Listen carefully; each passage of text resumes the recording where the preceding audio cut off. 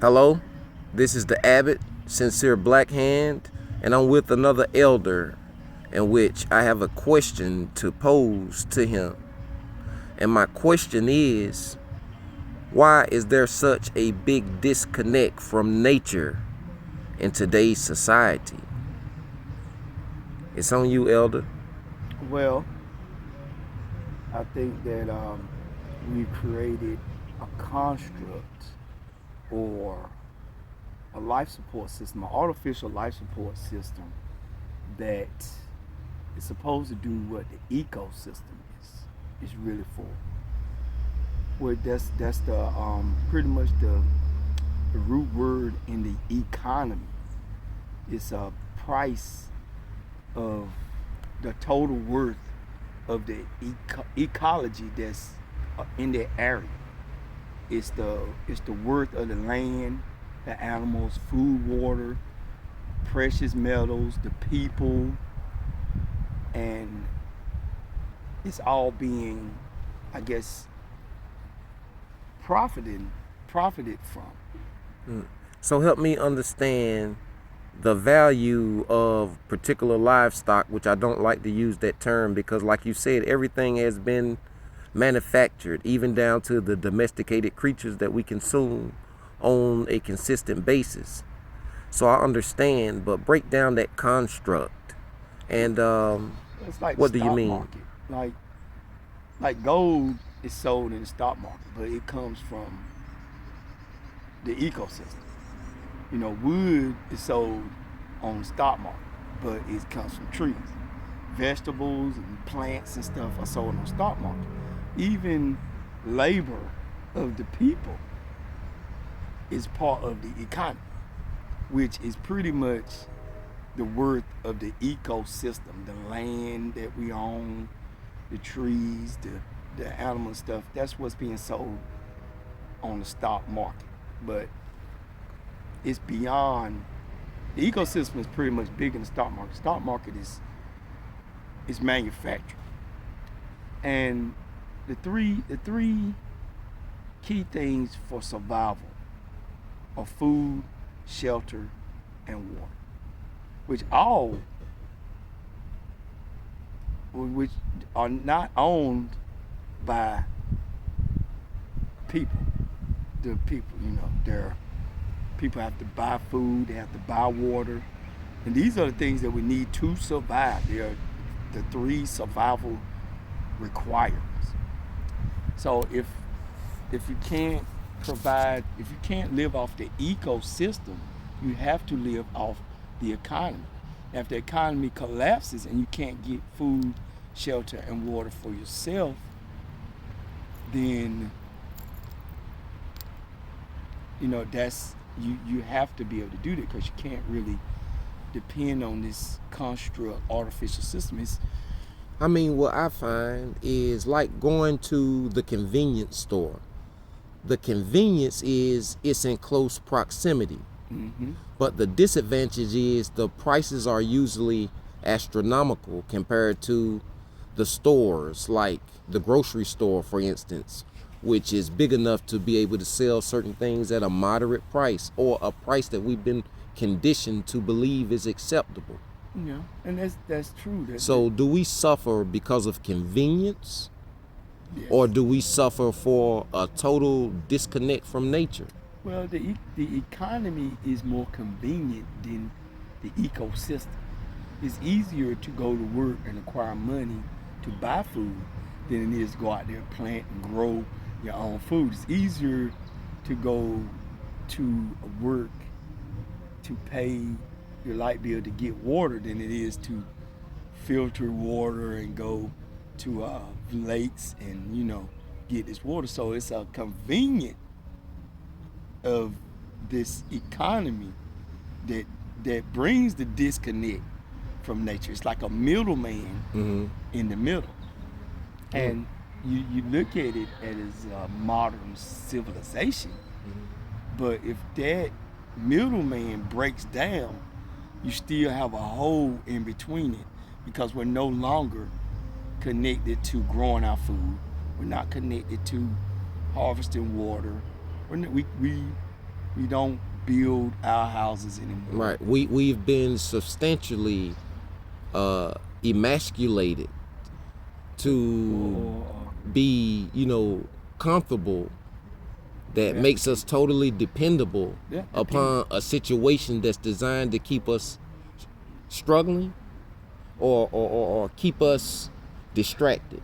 I don't know if it's designed to, but the greed of man. Now, if there wasn't greed in the system, it would probably work. But you see the price gouging, and when people get that advantage, absolute power corrupts, and absolute power corrupts absolutely. Now, if you have a monopoly on all the food, right, then what can people really do about it if they can't grow their own food? And there's one thing that people don't realize, that like electricity is a luxury. It's a modern day luxury.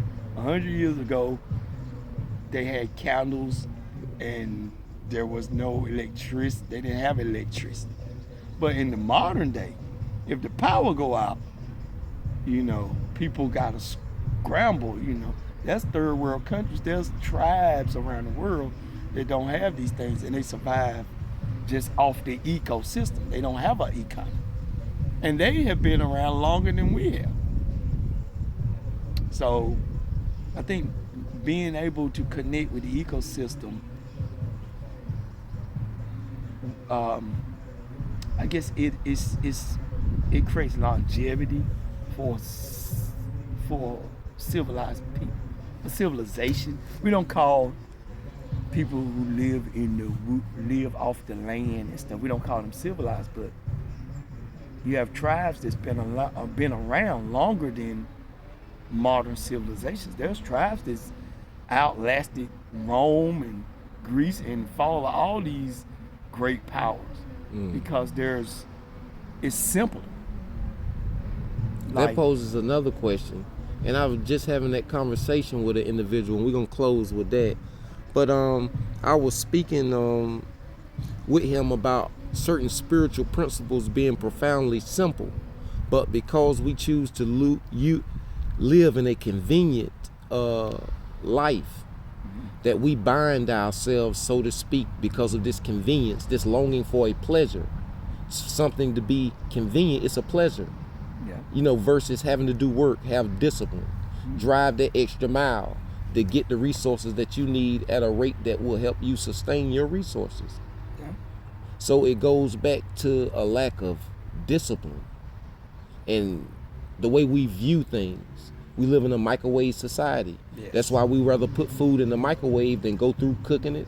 And what if we had to cut wood, to build a fire, you understand, to boil water? If those traditional ways, like you said, were reinforced, I think morally we'd be more advanced. We would.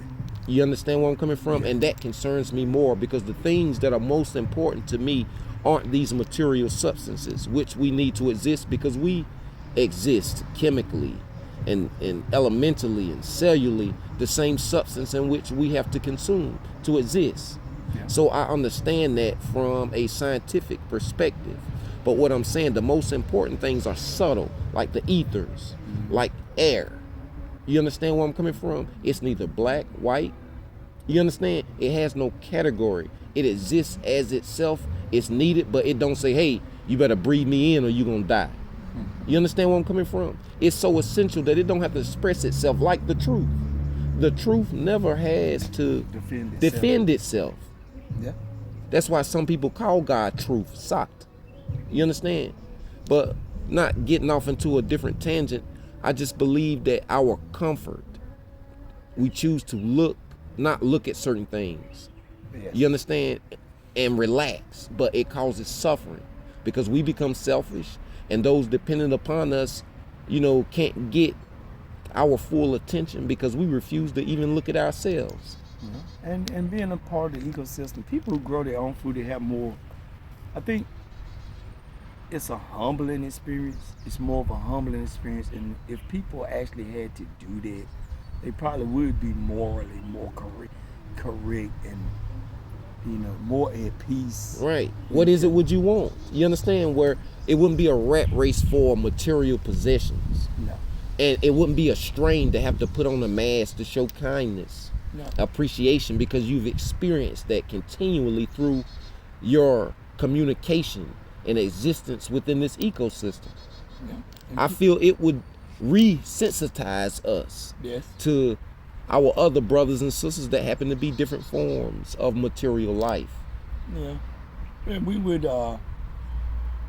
people think that humans are, if something happens, people are gonna turn into savages. But We already are, we're in this collectively speaking. But in this modern day society, we are. But if you look in a lot of historical cases, people back then would actually be more sharing and more community. Hmm. So They were we closer to nature. Yeah, they were close to nature, and The further we get away from nature, the more quarrelsome we become. Yeah. That's why in the East they said we're in the age of quarrel, the Kali Yuga.